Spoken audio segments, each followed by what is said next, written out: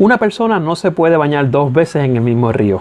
El creador de esa paradoja es de quien vamos a estar hablando hoy, Heráclito de Éfeso.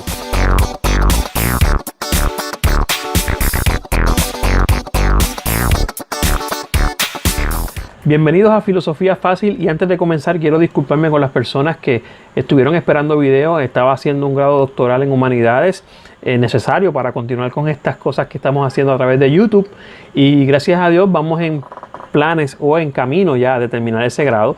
Retomamos los videos, y sin hablar mucho quiero agradecer a toda la gente de España que se ha suscrito al canal y ha seguido compartiendo el video. De verdad que lo agradezco un montón, y a toda la gente de todo el mundo que lo ha visto. Sigan compartiendo el conocimiento, sigan suscribiéndose, para mí eso es muy importante. Vamos a hablar de Heráclito de Éfeso un ratito, un filósofo que cuando usted lo menciona en una conversación con amistades, cuando están hablando de cosas filosóficas, le pueden dar un montón o muchísimo tema para cortar, porque Heráclito es el que comienza con los temas metafísicos, como vamos a ver más adelante. Lo primero que vamos a decirle a este señor es que este señor nació a finales del siglo VI. El siglo VI son los años que van desde el 500 al 599 a.C. Por lo tanto, Heráclito tuvo la mayoría de su parte activa en el último cuarto de ese siglo, del 575 hasta el 599. Y lo primero que va a hacer este señor, lo primero que va a hacer Heráclito, es despegarse un poco de las ideas que traían algunos contemporáneos o algunos antepasados de él en Grecia. Sobre todo los primeros filósofos tales de Mileto, Anaximandro, Anaxímenes, el mismo Pitágoras. Porque estas personas, si recuerdan y vieron en los videos anteriores, hablaban mucho del arché o del arjé, como se escribe en español, que era ese principio fundamental del universo, donde salía todo el cosmos, ¿no? Heráclito va a romper con eso, va a hablar de lo que se conoce hoy día como un logos, y ese logos para él era algo eterno, ¿verdad? Era una forma de decir que ese logos era lo único que existía durante la eternidad. ¿Cómo existía? Bueno, gracias al cambio, y la palabra cambio es muy importante en Heráclito de Éfeso. Va a ser el primer filósofo que va a proponer el cambio como algo continuo. Hoy día solemos escuchar por ahí que lo único constante es el cambio. Pues sepa usted que eso vino desde el siglo VI a.C. con el señor Heráclito de Éfeso. El logo, eso que llama logo, que es eterno porque va cambiando. Tampoco es que es eterno de la misma forma siempre. Esto es un poco complejo de entender a Heráclito, pero si vamos poco a poco lo podemos manejar. Ese logo va a ser eterno, y ya él va introduciendo la terminología, ¿verdad? O el concepto del cambio, que es tan importante en él. Él dice que los opuestos son necesarios, y si nos acordamos un poco de los temas anteriores, sobre todo Anaximandro cuando hablaba del apeiron, el opuesto, ¿no? Sabemos que no es algo nuevo en los filósofos griegos. Sin embargo, estos opuestos que son necesarios para que continúe la materia funcionando, o que continúe la eternidad, ese logos que él hablaba, es un sistema constante de intercambios. Es un sistema en el cual una materia o una esencia cambia a otra. Toda esta filosofía, que se podría explicar desde un aspecto material, ¿verdad? Porque Heráclito más adelante va a entender el fuego como la sustancia principal, pero es un fuego distinto. También se puede entender en el mundo de los humanos, porque Heráclito, incluso las obras de Heráclito van a aportar a lo que es la moral humana y obviamente el desarrollo del ser humano más allá del mundo material, porque también el ser humano va cambiando constantemente, haciendo unos intercambios, pero el ser humano sigue siendo un solo ser humano. Habría que ver cómo ese cambio se puede aplicar. Así que, habiendo entendido eso, ¿qué hace Heráclito de Éfeso como pensar, o qué lo hace pensar que todo es un continuo cambio? El fuego.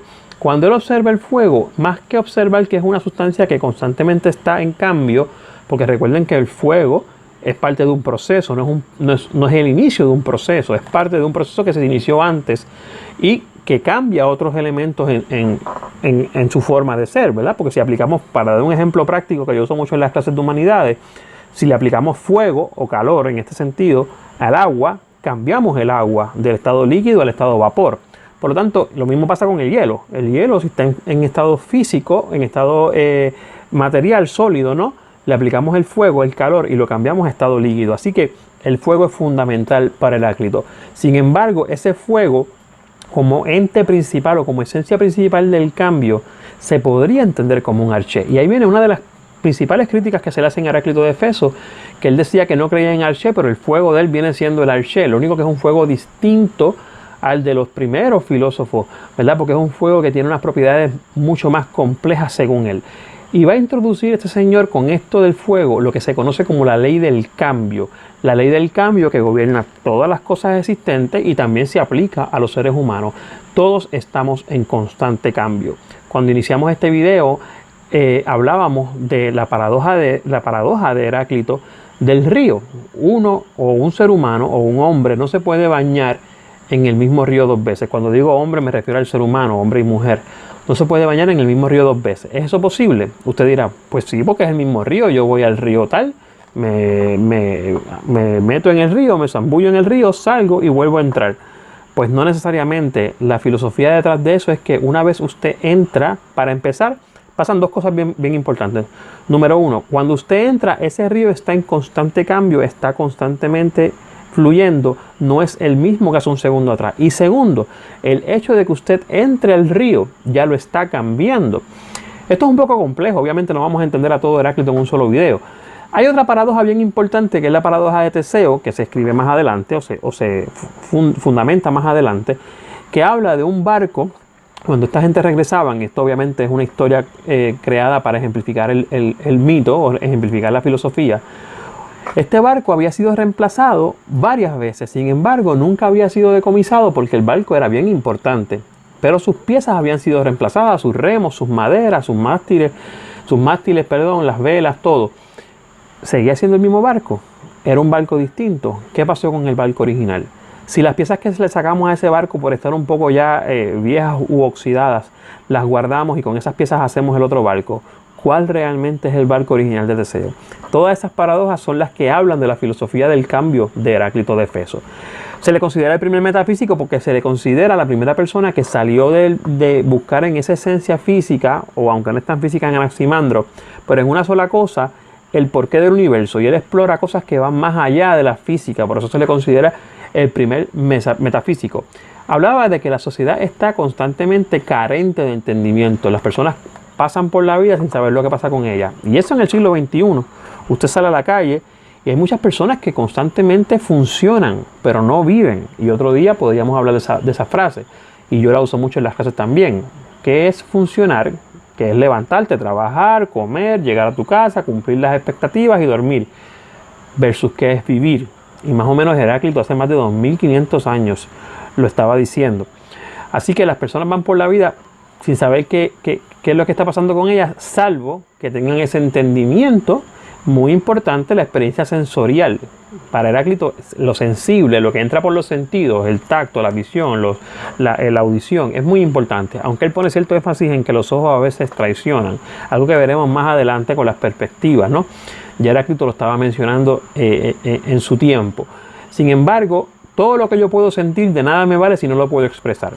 Otra cosa que vamos a ver mucho más adelante en la filosofía, sobre todo con Immanuel Kant, cuando lleguemos al sujeto cognoscente, la importancia de la palabra para definir la realidad.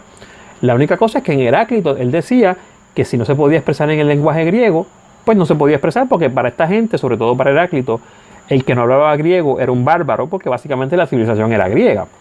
Sin embargo, si yo no puedo mencionar lo que estoy expresando, o lo que estoy sintiendo, perdón, si yo no puedo expresar lo que estoy sintiendo con la experiencia sensorial, pues entonces no tengo el entendimiento, ¿verdad? No puedo expresar el entendimiento de lo que es muy importante para los empiricistas y los que creen en todo esto del empirismo más adelante, la aportación de Heráclito desde un principio. Y este señor, con esta cuestión y este hecho del cambio, presenta lo que se va a conocer en la filosofía como un principio de causalidad. Y con esto quiero terminar de hablar de Heráclito. Para Heráclito, como va a pasar como para muchos más con muchos más filósofos de ahí en adelante, existe un principio de causalidad. No hay casualidad. Nada pasa por nada. Suena un poco complejo, suena paradójico, pero tiene sentido. Todo pasa porque algo pasó antes y fue la causa de eso. Nada se causa a sí mismo. Nada se causa a sí mismo. Palabras, frases, pensamientos que van a tener repercusiones en filosofías más adelante y también en ideas religiosas mucho más adelante. El principio de causalidad elimina totalmente la casualidad del panorama. Todo lo que sucede pasa por algo. Y el cambio que vemos en ese río en el cual nos metemos o nos zambullimos, pasa por algo. Claro, porque nos metimos. ¿Y por qué nos metimos? Pues pasa por algo, porque había una intención antes. O sea, constantemente estamos en un cambio. Nada es lo mismo. Yo no soy la misma persona que era cuando comencé este video y usted no es la misma persona que era cuando usted comenzó a escuchar este video. Dele un poco de cabeza a eso y nos vemos en la próxima clase, que vamos con otro filósofo que sé que les va a encantar. Hasta la próxima. Chao.